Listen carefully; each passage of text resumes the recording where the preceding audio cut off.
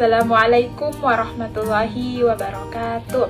Perkenalkan, nama saya Nurlina Syam, mahasiswa program studi Pendidikan Agama Islam IAIN Parepare.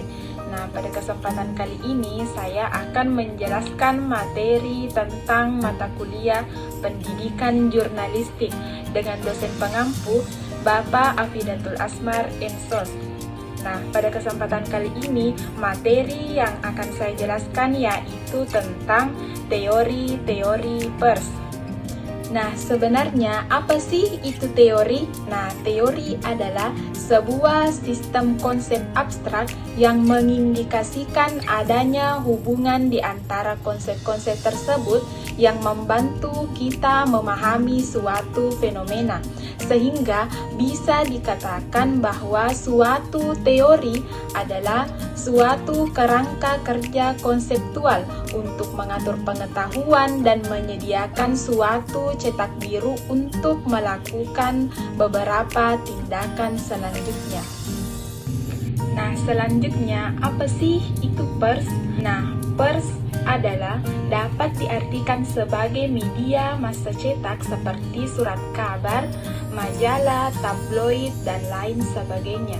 Dalam pengertian luasnya, pers berarti suatu lembaga atau media massa cetak maupun elektronik seperti radio, televisi, dan lain sebagainya sebagai media yang menyiarkan karya jurnalistik.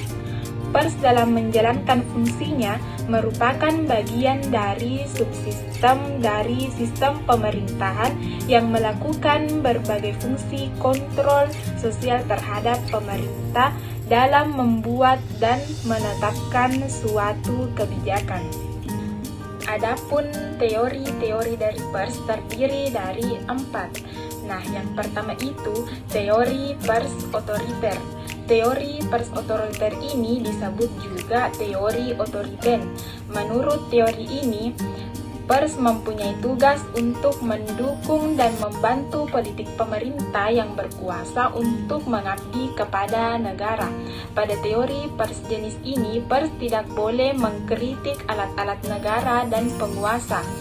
Pers jenis ini berada di bawah pengawasan dan kontrol pemerintah. Itu artinya rakyat tidak memiliki hak penuh dalam mengaspirasikan pendapatnya. Ia tidak bisa memberikan opininya melalui pers.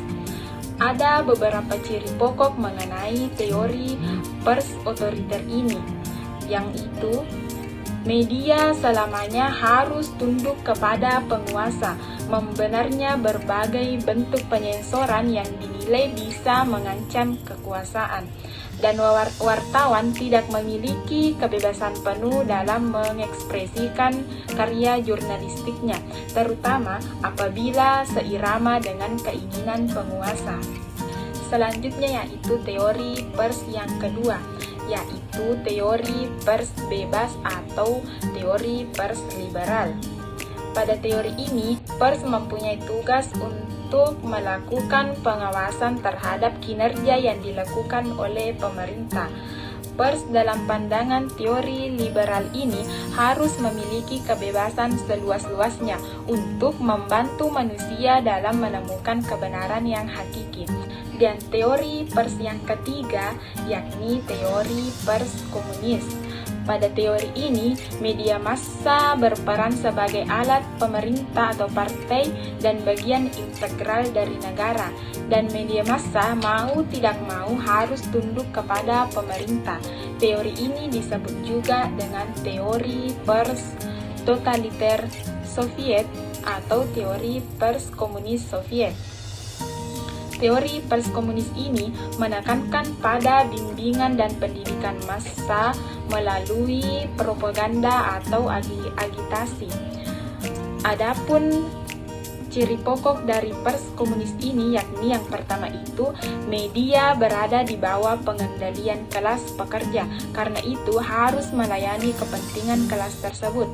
Dan yang kedua, media tidak dimiliki secara pribadi. Dan yang ketiga, masyarakat berhak melakukan sensor dan tindakan hukum lainnya untuk mencegah dan menghukum pers apabila dinilai tidak sesuai atau melanggar ketentuan yang telah menjadi komitmen nilai bersama dalam komunitas masyarakat tersebut. Teori PERS yang keempat yaitu teori PERS tanggung jawab sosial. Nah, pada teori ini PERS adalah forum yang dijadikan sebagai tempat untuk memusyawarahkan berbagai masalah dalam rangka tanggung jawab terhadap masyarakat atau orang banyak.